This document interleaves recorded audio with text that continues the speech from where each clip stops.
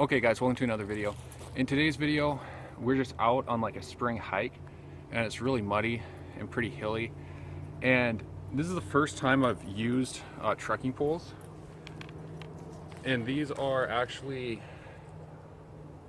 they were at our house when we bought them, and I think they're actually snowshoe or ski poles.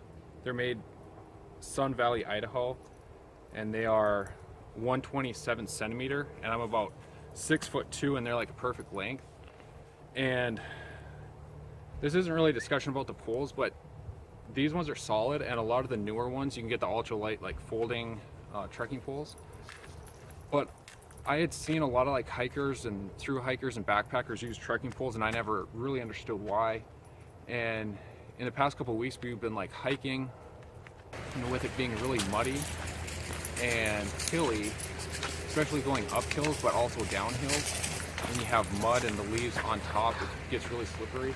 And just a couple days ago we had to cross a lot of water crossings like streams, which, you know, if you had to walk across a log, it would be easier to balance with these.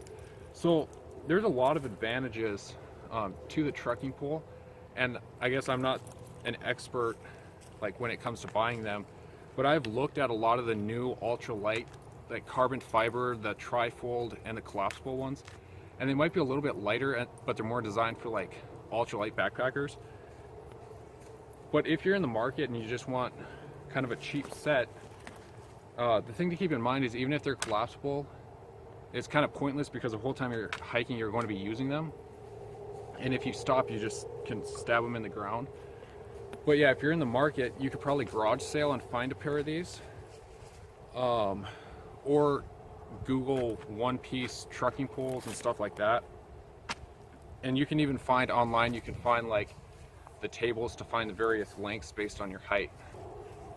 So the main downside, especially to the telescoping poles, my sister just bought a set of snowshoes, and it came with a pair, and they were kind of high value snowshoes, so you'd assume the poles were also high value.